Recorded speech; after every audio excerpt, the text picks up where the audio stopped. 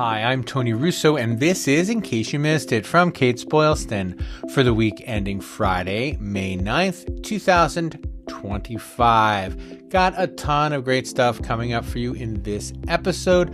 I want to talk to you about this week's Funeral Service Insider newsletter because we've got a cool Preneed story in there and an upcoming Preneed event at Kates-Boylston.com. We also have a really in-depth Preneed article coming out in 2 weeks in Funeral Service Insider that I want to at least touch on.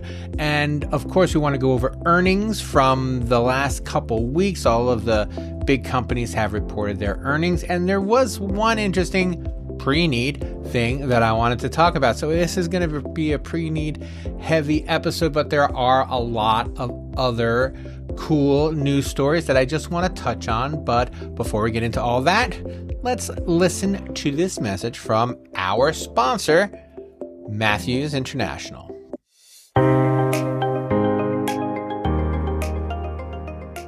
For more than 20 years, Matthews Aurora Funeral Solutions has been providing innovative technology to support funeral professionals and their families. Their Arranger presentation system makes showcasing service and merchandise options simple.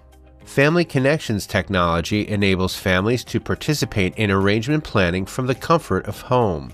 And the Advisor system combines case management and interactive planning, all in one place. Simplify the arrangement process with technology designed for you. Visit MatthewsAurora.com for a free demo or call 1-800-457-111 today. That's MatthewsAurora.com or 1-800-457-1111. Call today.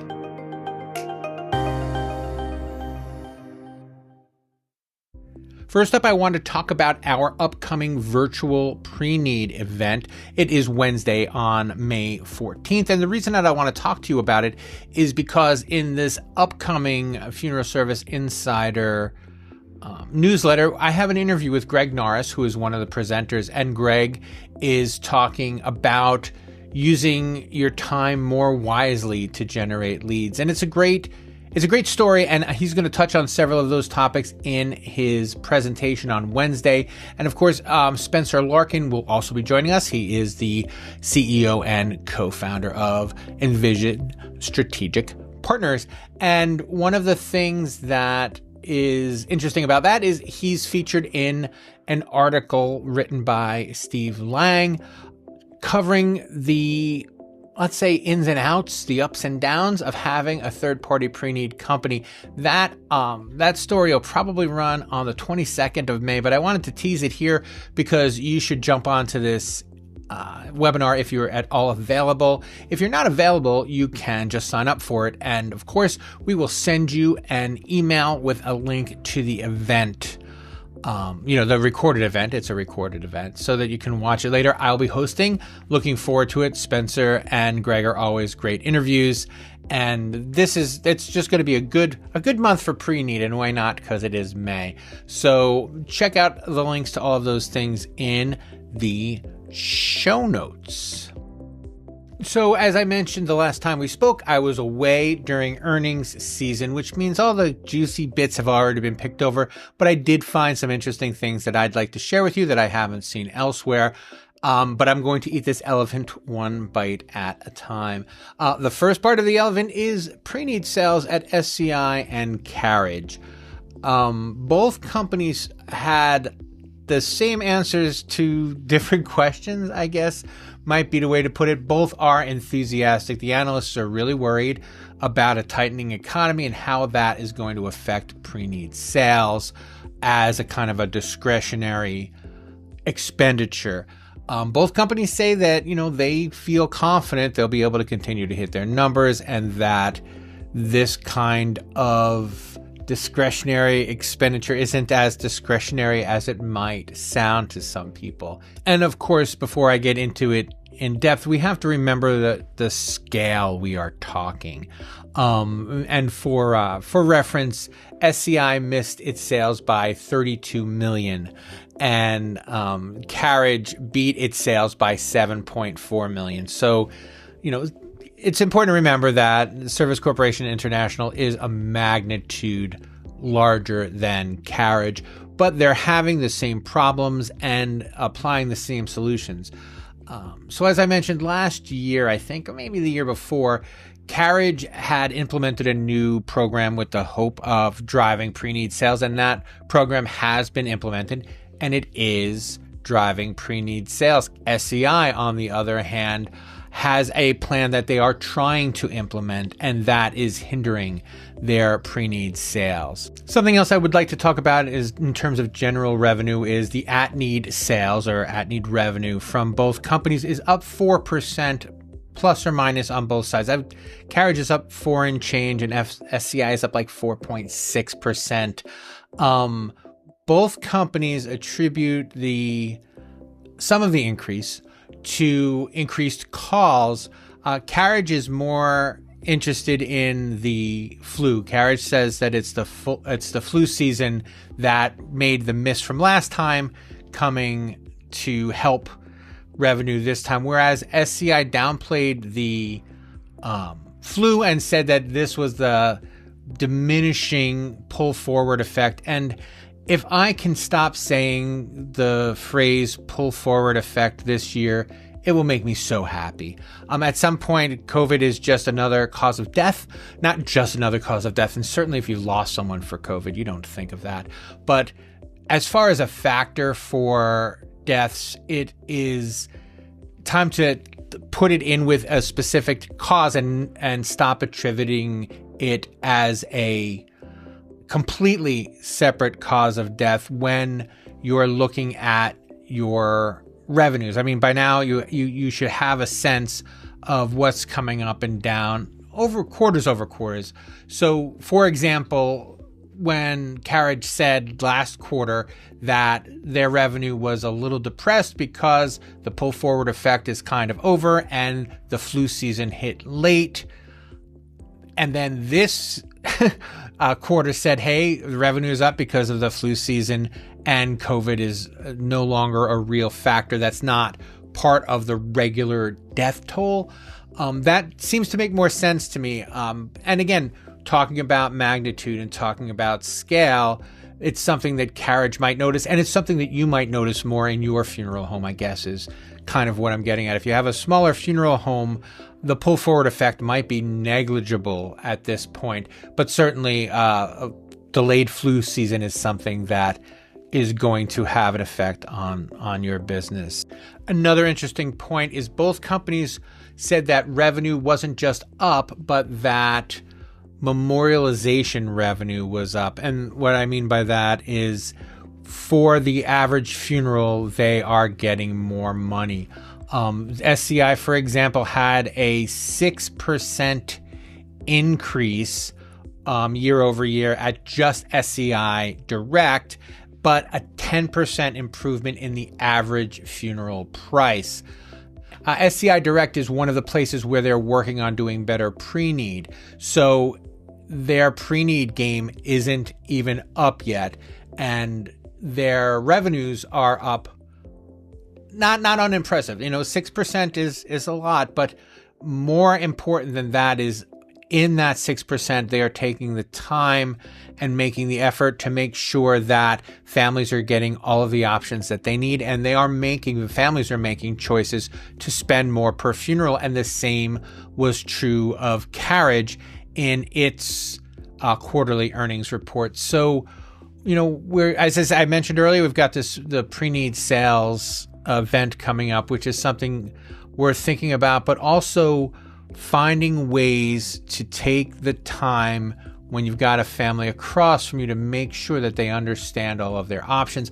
I mean, SCI Direct having a 10% per funeral increase is just hard work on the point, or good service on the part of the companies, on the part of the salespeople. The salespeople are making sure that the families know what they can get, and as a result, it's driving revenue in a significant way, and it's driving direct cremation revenue, which doesn't have to be a a short thing. It's not just cremation. It's not just direct cremation. And SCI seems to be proving that. And to me, that means it's something worth at least considering. If it's something that you can do in your business, it's probably worth the effort. And last but not least, I guess it's worth mentioning that both companies took the time to say that they're not terribly worried about tariffs. Carriage said that their costs that are affected by tariffs are negligible. And SCI said that about 60% of their business that they could be affected by tariffs isn't. So they get about 60% of their caskets and urns and things in the US. So both companies feel pretty confident as far as whether or not, depending upon what the tariffs are between now and when you hear this message, going to be much of an issue. Now, there is a link to all of the earnings reports in the show notes. And again, I'm sure that if this is the kind of thing you're interested in, you've already gone over all this, so I'm not going to bore you with it. But I am going to take a minute to talk about Matthews separately because they have separate issues and different problems. So let's get into Matthews now. Matthews had a very big month and quarter as it prepared to close its deal to sell the SGK property, and that should go off without a hitch. I believe it's expected to go off in June, and the way that they're going to account for it is they're going to count it like an asset. And whatever's left of it, their part of it is going to continue to be counted as an asset and as a revenue stream that's not like more of an investment, I think, than something that they actually operate, which is a relief, I know, to some of the shareholders. But what was really interesting in the Matthews thing had to do with the memorialization bit, and that's something that I want to talk about. As casketed deaths continue to decline, Matthews saw a 7% sales dip.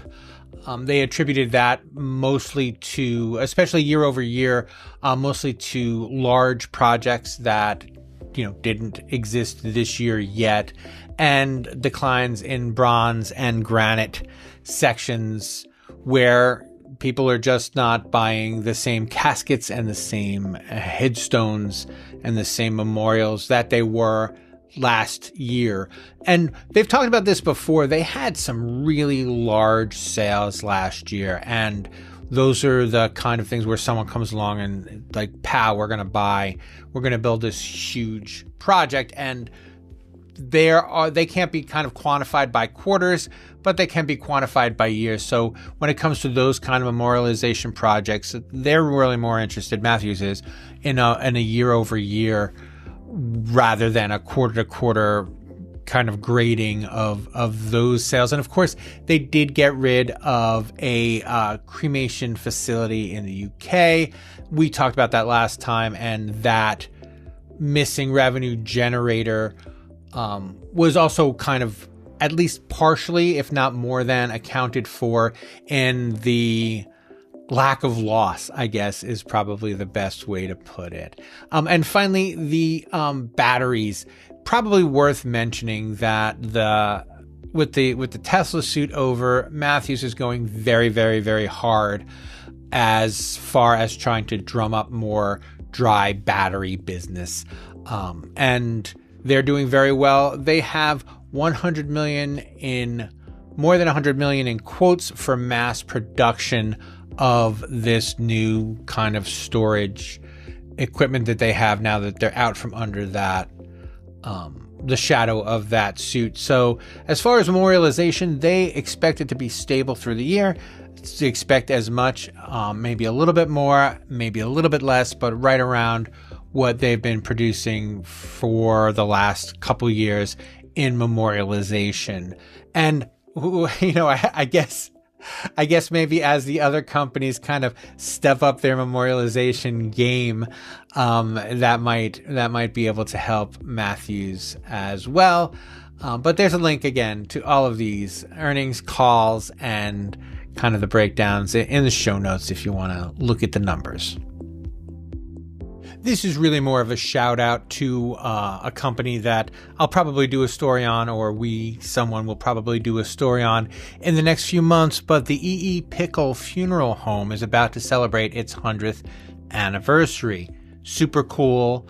And in the funeral business, not that crazy rare, but what's really interesting is one of the ways that they're celebrating is they're building have built a crematory. So they have now a crematory, and they spent the last 100 years, mainly offering burial, and I think that they expect to spend the next 100 years mainly offering at least burial and cremation at the same point. And I spoke with him. I spoke with Paul Peterson, and we'll have another interview with him with more of the details and kind of the history and the going forward in an upcoming something, maybe a magazine, maybe a podcast, who knows. He's a great guy. It was a nice chat, but we're on deadline and I didn't really have time to sort everything all out. So there's a link to the story in the show notes, but mostly just congratulations to them. And if you're coming up on your 100th anniversary and decide that it's time that you want to have your own crematory and you build it, just let me know, because I think that's a neat trend to just officially kind of make that transition. On the other end of the cremation spectrum, we have a funeral home, actually a cemetery in Decatur, Georgia. Washington Memorial Gardens has decided to stop fighting with its neighbors over whether or not it can have a crematory, as it looks to rezone to add a crematory and a funeral home. Rather than fight with the neighbors, they are giving up on the crematory and they're just going to have a funeral home. And what drives me bonkers about this is those neighbors, statistics say 60% of them are going to be cremated. And the headlines say some of those cremations will not go well, because they will be transferred and there will be an error in the transfer and everyone will be upset except for me. I don't know. It's just ucky to me. It's ucky to me when the neighbors are like, no, I want to be cremated, just not where I'm buried. I want my body to be shipped around a lot to increase the likelihood of a mistake. And it's terrible. It's terrible and wonderful and beautiful all at the same time. Link in the show notes. In another tease for what I hope will be a future feature, another company has emerged with the aim of making planning easier and partnering with funeral homes to do it. This company is called Easewell, and it has been formed by Denver Nuggets point guard Russell Westbrook and Donald Beverly Jr. and Charlotte Hornets star Kemba Walker. No, I'm not much of a basketball fan. The last time I watched a basketball game, the Knicks blew the game against the Pacers while OJ was being chased through Los Angeles. So I've kind of lost touch with the sport a little bit. But what's exciting about this is I do these stories all the time. A young person goes to a funeral, doesn't like what they see, and tries to make their own business out of it. These are the first people of color that I've run across that are building this kind of web presence for funeral homes to better connect with families. They're offering it to families for free, and it's a way to help use AI to make arrangements and to find funeral homes. Check out the story. There's a link to it in the show notes, and I would love to get a feature for you in the next couple weeks. And that will do it for this time. In case you missed, it is a Kates-Boylston production. It was written and edited by me, Tony Russo. Please reach out to me. I would love for some feedback. If you are watching this on YouTube, just click through to the show notes and click through again to my email address. If you are listening to this on the podcast, same thing, click through in the show notes, click through to my email address, or you can call me and leave a message at 732-746-0233, extension 709. That is 732-746-0233, extension 709. And I would love to either have you tell me something that I should say on the show or something that I can play on the show. But if you just want to let me know what you think and keep it between us, you'd be surprised how many people leave voice messages like that. I always am, but I'm always grateful that you're listening, and I'm grateful that you take the time. So thanks so much for that, and we will check in with you next time.